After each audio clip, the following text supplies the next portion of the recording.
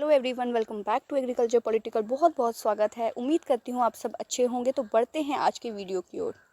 तो आज हम डिस्कस करने वाले हैं CUET PG 2024 एप्लीकेशन फॉर्म भरने के लिए कौन कौन से डॉक्यूमेंट्स इंपॉर्टेंट हैं जो आपको प्रिपेयर रखने चाहिए, ताकि जब भी आप एप्लीकेशन फॉर्म भर रहे हों तो आपको प्रॉब्लम ना आए। एप्लीकेशन फॉर्म भरने के लिए अराउंड आपको 1 महीने का समय मिलता है, जिसमें आपका करेक्शन और सारी चीज़ें होती हैं। तो आपके पास अगर अभी भी डॉक्यूमेंट्स नहीं है तो आप देख सकते हैं कि कौन कौन से डॉक्यूमेंट्स आपको ज़रूरत है, तो आप उनको इकट्ठा करके रख लीजिए, क्योंकि एट दैट टाइम आपको तुरंत मोमेंट में फिर प्रॉब्लम हो सकती है सारे डॉक्यूमेंट्स को इकट्ठा करने के लिए।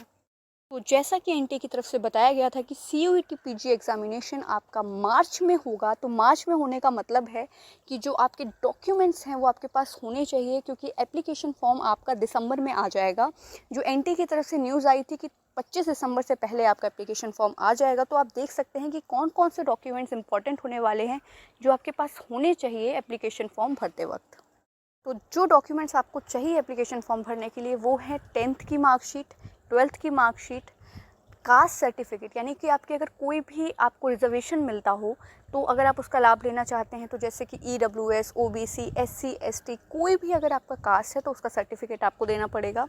ग्रेजुएशन की मार्कशीट आपकी चाहिए होगी, लेकिन कई स्टूडेंट ऐसे होंगे जिनका अभी ग्रेजुएशन कंप्लीट नहीं हुआ होगा, क्योंकि वो अपीयरिंग में होंगे तो वो अपीयरिंग डाल सकते हैं। ऐसा कोई प्रॉब्लम नहीं है कि आप नहीं भर पाएंगे, क्योंकि आपका सेमेस्टर जो है वो एंड होगा मई तक। तो आप अपीयरिंग में डाल सकते हैं। ग्रेजुएशन की मार्कशीट होना बहुत ज़्यादा ज़रूरी नहीं है। अगर मांगता है आपके मार्क्स तो आप पिछले सेमेस्टर के मार्क्स उसमें रख सकते हैं। आधार कार्ड आपके लिए ऑप्शनल होता है। पिछली बार के एग्ज़ाम की अगर बात करें तो Aadhaar card most of the student जो हैं, आपका जो पहचान पत्र के रूप में जब आप एग्ज़ाम देने जाते हैं तो वहाँ पर जो आपकी चेकिंग होती है कि आप वही हैं जिन्होंने फॉर्म भरा है, तो उसके लिए आधार कार्ड देखा जाता है। तो आपके पास आधार कार्ड होना चाहिए, ताकि आप जब एप्लीकेशन फॉर्म भर रहे हो तो पहचान पत्र के रूप में आप आधार कार्ड भर सकें और वही आप ले जा सकें। आपके पास फ़ोटोग्राफ होनी चाहिए। फ़ोटोग्राफ के पूरे डायमेंशन होते हैं जो आप एप्लीकेशन फॉर्म भरते हैं तो वहाँ पर दिए होते हैं। तो जब एप्लीकेशन फॉर्म आएगा तो उस डायमेंशन के अकॉर्डिंग आपको फ़ोटोग्राफ्स रखनी है तैयार।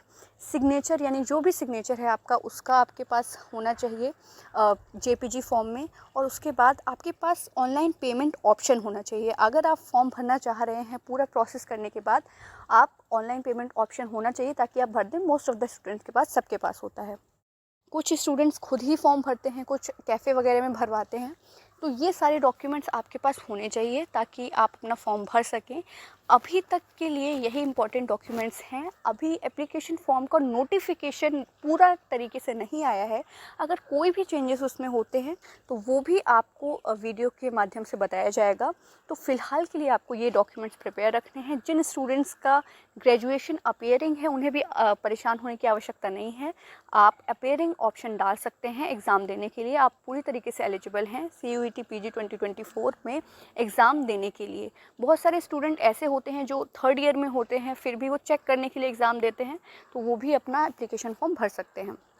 होप ये वीडियो आपके लिए यूज़फुल रहा होगा। अगर आपको कोई भी डाउट है तो आप कमेंट सेक्शन में पूछ सकते हैं। मैं पूरा प्रयास करूँगी प्रश्नों के उत्तर देने का। बहुत बहुत धन्यवाद।